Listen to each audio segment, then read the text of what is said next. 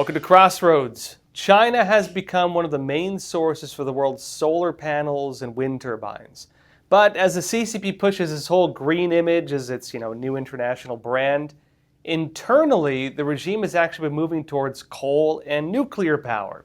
So why is the Chinese Communist Party pushing one agenda outside of China, yet a very different one internally? Well, let's first have a look at the surface picture, what you'd see if you're just looking at the global market and what the news headlines are saying. Here's what Chinese state-influenced media South China Morning Post had to say about this. They said that China's solar and wind energy sector will continue to grow at breakneck speed this year, providing the momentum the country needs to meet its 2030 renewable targets 6 years ahead of schedule, according to a state-owned researcher's forecast. Now, briefly, the data does not align with this, but I'll get into that in a minute. Let me show you first what New York Times is saying. They say, for decades, China has moved methodically to dominate ever more industries, from toys and clothing in the 1980s to semiconductors and renewable energy today. And they say that China now produces a third of the world's manufactured goods, more than the United States, Germany, Japan, South Korea, and Britain combined. And they add that its trade surplus in these goods is equal to a tenth of the entire Chinese economy. And those exports keep increasing, causing alarm about China's manufacturing overcapacity, a big buzzword going around, among its biggest trading partners.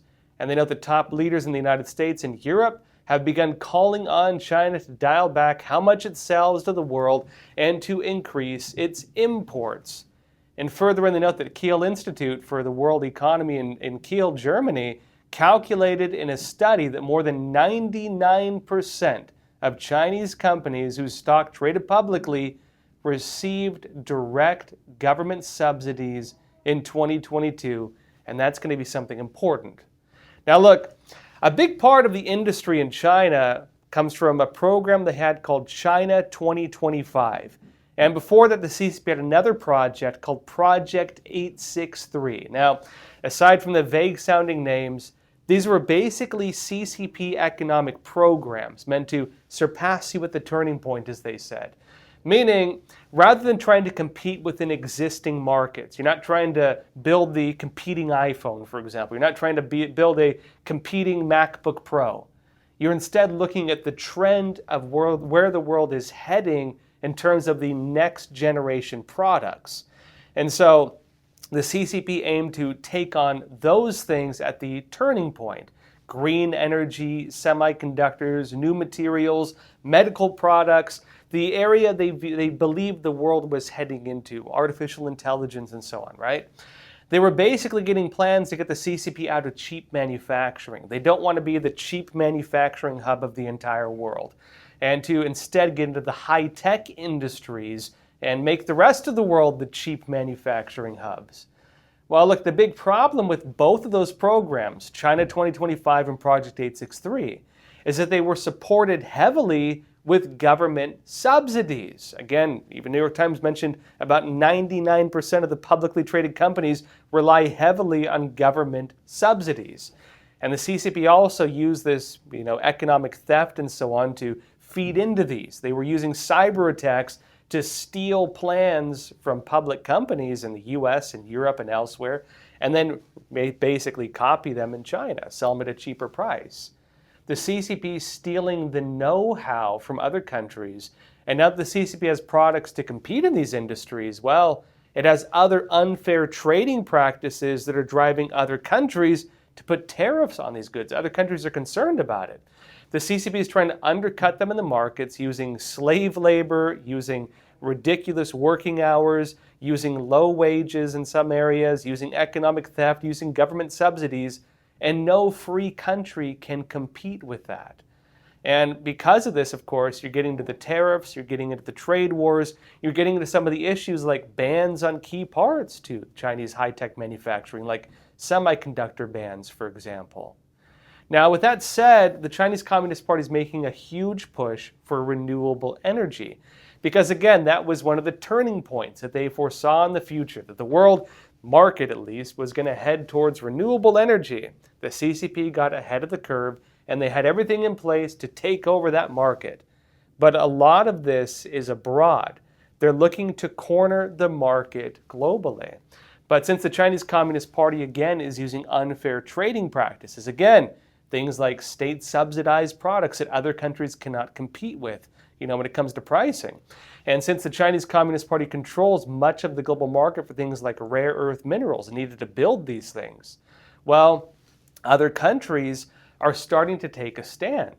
They're realizing, the United States, Germany, the EU itself, these countries are realizing that if the Chinese Communist Party continues doing this, well, the domestic companies, the US manufacturers and others, they will very likely go out of business. And not only will that give the Chinese Communist Party a monopoly, like on things like, electric vehicles and solar panels and wind farms, but it will also give the Chinese Communist Party global control of the energy market. And remember how important that is. Control of the energy of a nation. You can have a strong amount of control over the whole country if you control the light switch. Remember, a few years ago, that was one of the concerns with Russia gaining energy dominance over Europe. Once a monopoly gets formed, they can use it for other things. It's hard for countries to get out of it. And if you become dependent on another country to keep your electricity running, well, they can use that as something to hang over your head for diplomacy and other types of things to make sure you stay in line with what they want. Now, it was in this context that Europe put tariffs on Chinese electric vehicles. Here's what France 24 had to say about this just recently. They said that the EU, the European Union, has long talked about unfair trade competition from China. After a 9-month probe, they investigated it. Brussels, the capital of the European Union, announced additional tariffs on Chinese electric vehicles, establishing that those cars have benefited heavily from, get it here, unfair subsidies, which they say pose a threat to electric vehicle producers in Europe. The local companies cannot compete with it because the CCP doesn't even need to make a profit. It's subsidized by the state. They can bid below cost. So they note that Beijing has accused the EU of naked protectionism, which it said will harm relations and undermine global efforts on climate change, it says. And they note that seeking to de-risk from China, the new buzzword going around, de-risk meaning you're pulling business out of China. They say the EU is focused on boosting its own auto industries as it transitions to greener energies. Now, look, just a couple months ago in May, President Joe Biden in the U.S. took similar moves against the Chinese Communist Party. So it's not just the EU, it's also the U.S. And he did it for similar reasons as the European Union. This is what CNBC had to say at the time. They said the Biden administration announced stiff new tariff rates Tuesday on $18 billion worth of Chinese imports. The White House said the tariff hikes were necessary to protect American industries from what? Unfair competition. They note that starting this year, President Joe Biden will quadruple tariffs on imported Chinese electric vehicles from 25% to 100%. 100% tariffs, folks. They note that the import tax on Chinese solar cells will double from 25% to 50%. And tariffs on some of the Chinese steel and aluminum imports will increase more than threefold from 7.5% today to up to 25%. They note as well, the president also directed U.S. Trade Representative Catherine Tai to more than triple the tariff rates on lithium-ion batteries for EVs, electric vehicles, and lithium batteries meant for other uses. They know that starting in 2025, tariffs on imported Chinese semiconductors will jump from 25% to 50%. So in other words, the CCP is using unfair trade practices. You can't compete with them because they're state subsidized. They're built through economic theft oftentimes. There are other things like, again, slave labor and just low wages that nobody can compete with. And so in order to even the playing field, they're putting tariffs, additional costs on the products that make it so that local companies can actually compete. Now, where things get really interesting, though, is the real deeper reasons for this. CNBC said this. They said White House officials across a variety of agencies have raised concerns in recent weeks about China's domestic subsidies for clean energy manufacturing. It says they believe Beijing subsidies are helping companies overproduce cheap clean energy products like solar panels and electric vehicles that outpace domestic demand. In other words, they can't even sell enough in China. The demand in China has already been met, and they have much more than they possibly even need. They note that if companies cannot sell that surplus domestically within China, U.S. officials warned, they could end up dumping them on global markets, making it harder for nascent clean energy industries in other countries to compete. They possibly go out of business, frankly. Now look, the Chinese Communist Party is building solar farms and things like this, but interestingly, they also seem to be finding the limits of this type of technology. Remember, they're saying domestic demand has basically been met and they have extra products because people don't want them anymore. Now, you'd think in China that if they have all the solar panels they could possibly need, that they'd be 100% green energy by this point. Well, that's not really happening. Reuters says this. They say China's breakneck build-out of solar power fueled by rock-bottom equipment prices and policy support is slowing as grid bottlenecks pile up. They can't handle it. They note that it's market reforms, increased uncertainty for generators, and the best rooftop space is running short. And they note further, the main factor is slowing the expansion of distributed solar installations built near the point of use, mostly on rooftops, is that there is not enough storage or transmission capacity to soak up the excess power generated when the sun is shining. In other words, if you have a solar panel, when the sun is out and it's hitting the solar panels, it charges them. When the sun goes away every day, every night, well, it stops charging them. So you have to have ways of storing the energy. They just don't have it. Other countries, Germany and others, have dealt with the same problem. One of the problems is solar panels. Which other countries have found is, of course, it has its benefits. But if you can't store the energy, if you can't use it properly, if you can't offload it when you need to, it starts causing problems. And the CCP is running into this. They've hit the limit. They note in this article that in turn is leading regulators to take away some of the price support that led to the rapid growth of distributed solar. They have reached the dead end. In other words, the CCP built so many solar panels and such that it can't even use them domestically. It's not even demand, it's the limits of the system itself. They found the limit of solar. They're being blocked to an extent on exporting these because other countries don't want the Chinese Communist Party dumping all that excess supply on their countries, which would in turn damage their markets. But with that said, look, we'd imagine that maxing out the possible use of solar panels, again, you'd think you'd be 100% green. You think you solved climate change at that point, right? That all energy problems would just be solved overnight if that were to happen. But in China, interestingly, we're seeing what happens when you max it out. We're seeing what happens when you have all the solar panels you could possibly want. Because what happens? Well, not what you'd imagine, let's put it that way. What's really interesting is that while the CCP has all these solar panels, solar farms, wind farms, and basically, can't even fit anymore on the grid, domestically, these products don't seem to be reliable enough for the CCP to actually depend on them. They're moving towards other things. I'll be talking about this more after we come back from a quick break. Experts agree. One of the best ways to protect against financial uncertainty is to diversify your portfolio.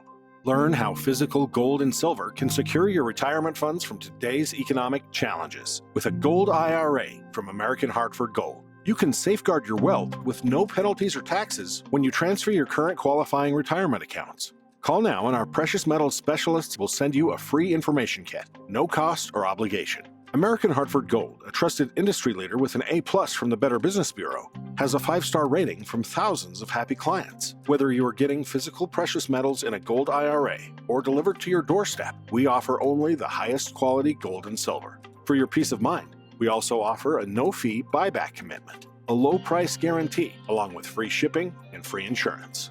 So don't wait. Call the number on your screen today and secure your financial future.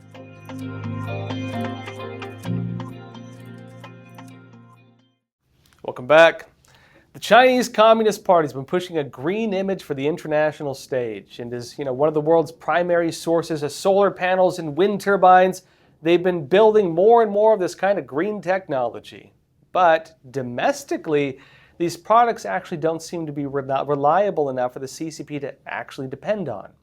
What may be even more interesting is that there's some funny business going on with China's numbers when it comes to renewable energy. The viability of these products and what the validity of their reporting in the state media.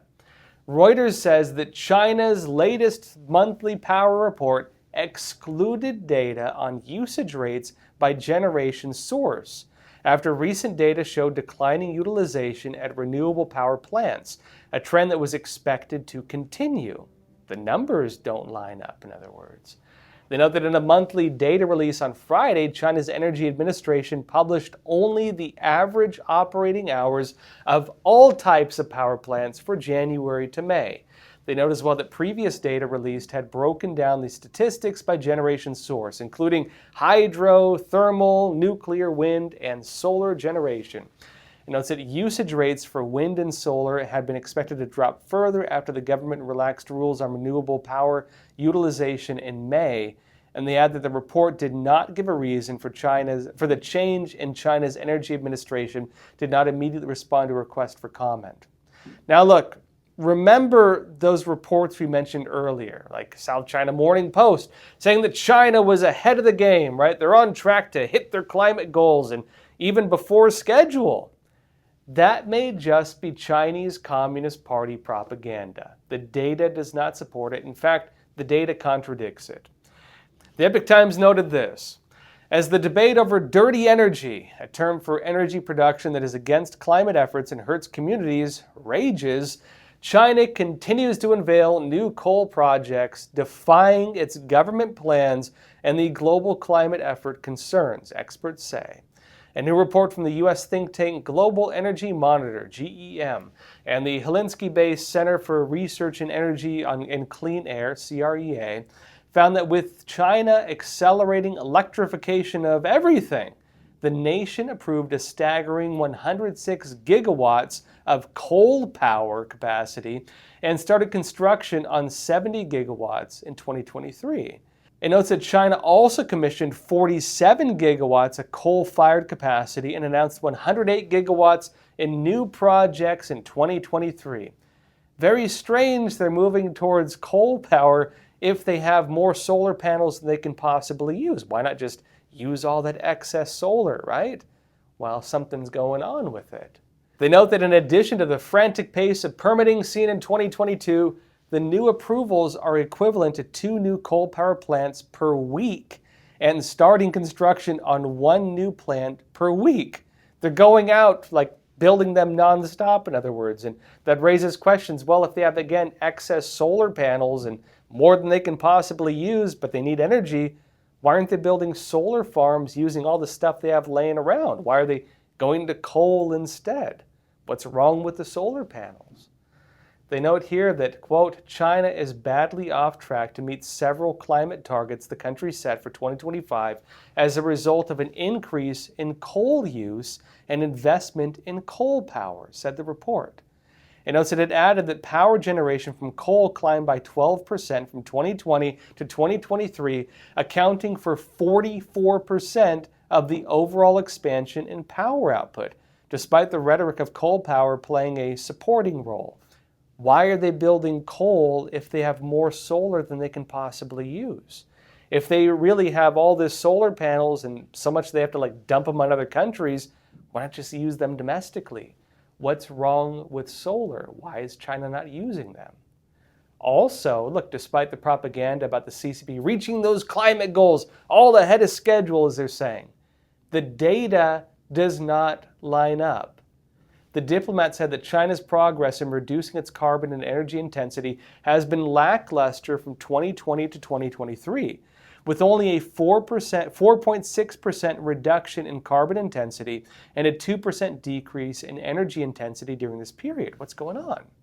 It says this leaves the country severely off track to achieve its 2025 targets, contradicting what we read earlier from the South China Morning Post, saying that they're all ahead of schedule, 6 years ahead of schedule. They say here, according to the Diplomat, according to Carbon Brief, for China to meet its 2025 goals, it would need to reduce carbon emissions and energy consumption in absolute terms, not relative to China's still growing GDP by 7% and 6% per year, which is funny numbers to begin with. Remember, they say 5.1 or 5.2 economic growth. The numbers don't support that either, so they're doctoring their GDP numbers, basing it off this, and then using that to doctor their, green thumb footprint type numbers. It's doctored numbers on top of doctored numbers being used to promote a global image.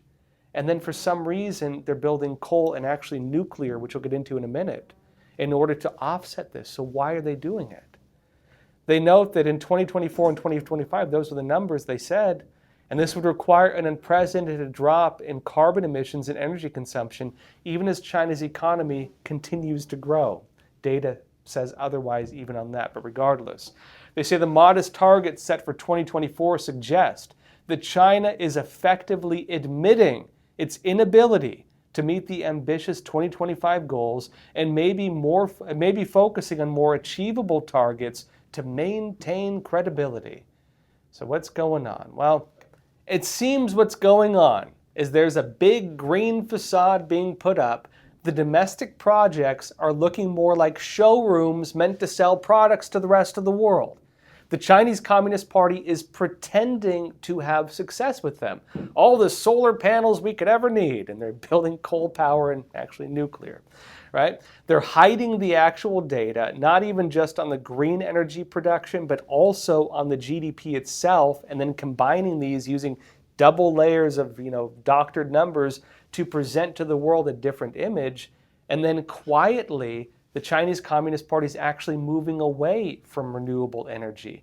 They're moving back towards dirty energy and other things. Most importantly, while the rest of the world is focused on buying green energy, and while the CCP is putting on a big show with developing more in the sector while it builds solar panels and wind farms, in reality, the Chinese Communist Party has its eyes somewhere else. Nuclear energy. The CCP is rapidly building nuclear power plants, and the direction it's taking with nuclear power could make the CCP, and notably Russia, the two dominant world powers on nuclear energy. I'll be talking more about this exclusively on Epoch TV. That's our uncensored streaming platform of the Epoch Times. So if you're watching on YouTube, Facebook, X, Rumble, there's a link in the description below. You can click on that and get access to the rest of this episode.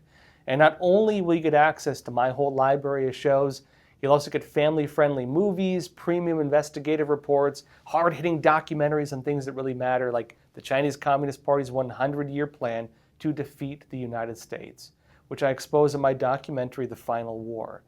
The CCP is one of the biggest threats to America, and it's playing the long game against us by infiltrating and subverting the systems that underpin our country. And the CCP's unrestricted war against our country is one of the scariest, yet least understood issues of our time. I spent over a decade investigating the CCP's subversion, and it's such an important issue, frankly, that I've dedicated my career to warning people about the threats of the CCP. If you'd like to find more about what exactly the CCP is plotting against the United States, then watch The Final War. You can find the link in the description below, and I'll show you all the trailer before we go exclusively to Epoch TV for the rest of this episode. I'll see you all there.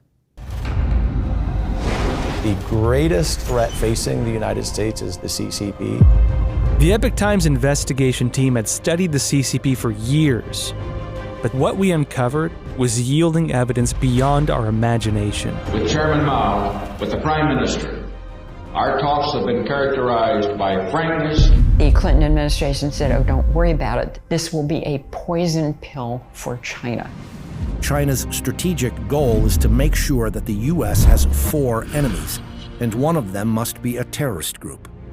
We are giving of our life's blood so that the Chinese Communist Party can survive and thrive.